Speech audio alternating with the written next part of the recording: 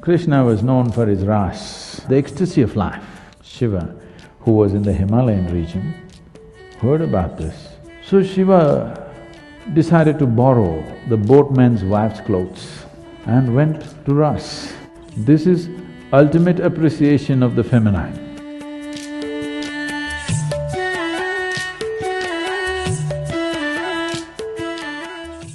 Today is a special day. Today is Krishna Janmashtami. When we say Krishna, there are too many misconceptions about Krishna. But we must understand that his butter business was all till he was 6 years of age or 8 years of age.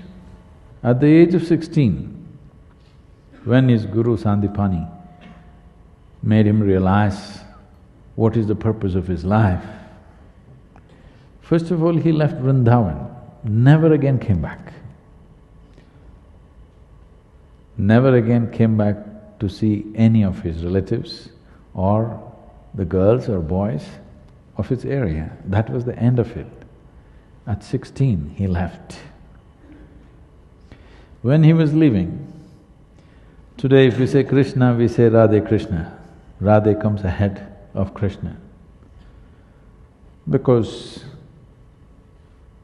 their love, their intimacy, their romance caught the imagination of a whole culture in the entire subcontinent in such a way that we don't say Krishna Radhe, we say Radhe Krishna. But at the age of 16, he saw her for the last time and never again saw her. And at the age of 16, when he was leaving, he said, "I played this flute for you. Now I'm going and not coming back.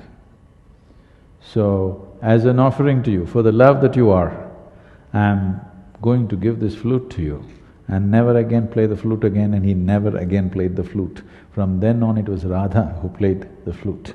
He never played flute after 16. From 16 to 21, he lived as a brahmachari. He took sannyas, lived as a brahmachari, went through severe sadhana. After that, his entire life was committed to marry political life, political process and the spiritual process. These things are never spoken of. In the northern plains of India, he set up over 1,000 ashrams because he wanted spiritual process not to be a separate thing. He wanted spiritual process to be a part of life. As we live, as we brush our teeth in the morning, we meditate. He wanted to bring spiritual process not as a fringe thing, but as a mainstream life, particularly to the rulers of the country, of those many countries that India was at that time. So he lived an absolutely dedicated and committed life. But generally people think all he did was eat butter, play flute and dance with the girls. No, that's not what his life was.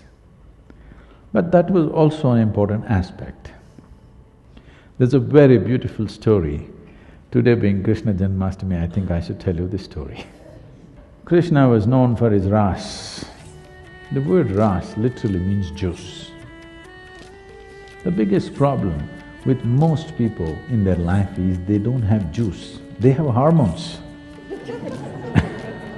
They don't have life juices in them. There's no life, there's no intensity of life. So Raas means the juice of life, not of the body, but of life.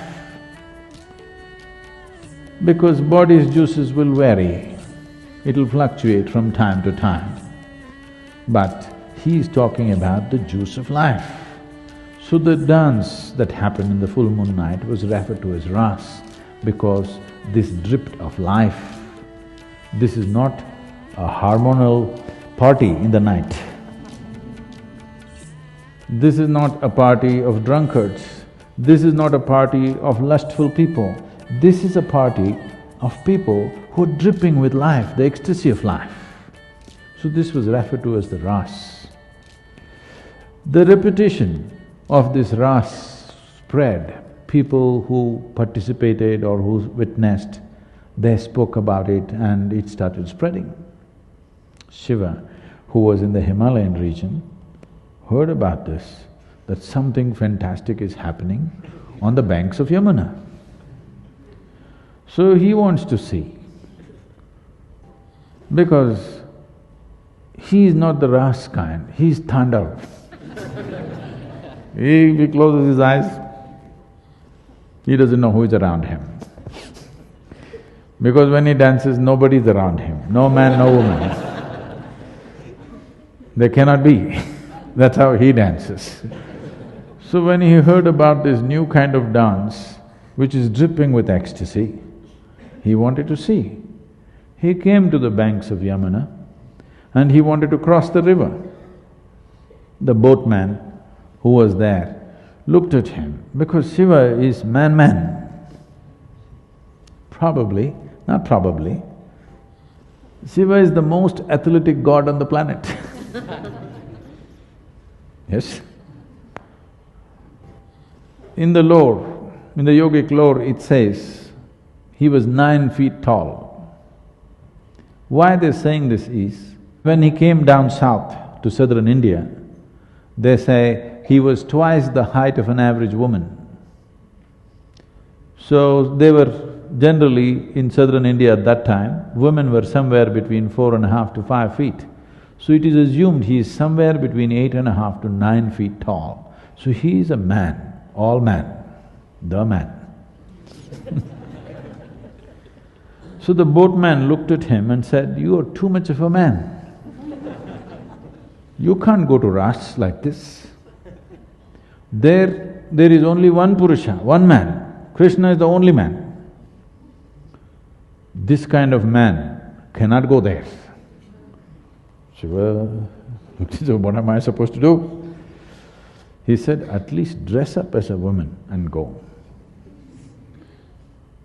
He was, "What? Me dressing up as a woman and going?" He said, "Otherwise there's no Raas for you." Then he said, "Where do I get women's clothes?" Then he said, the boatman said, "I will ask my wife to give her clothes to you. You wear and go. You must participate in the Raas appropriately, as a feminine, not as masculine." So Shiva decided to borrow the boatman's wife's clothes, which she was wearing. I mean, it's a poor family. Then he looked, it is not even spare clothes. He is asking him to wear clothes that she's wearing right now.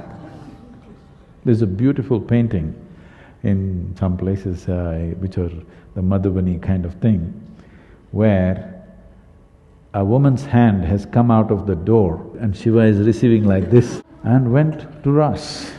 This story is in appreciation of Krishna, where if you want to experience this, you must know the feminine, otherwise you will not know Raas. This is ultimate appreciation of the feminine. Understand? This is a most fabulous appreciation of the feminine, not female, feminine. Because in this culture, we always saw that unless masculine and feminine play an equal role, there will be no beauty to life. Today we are building a world where feminine is being massacred. Even if a woman wants to be successful, she has to be like a man, otherwise there is no way she will succeed in today's world.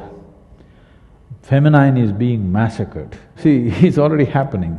You go sit anywhere in the world, no more are people in normal conversations, are people even discussing weather as they used to do in the past.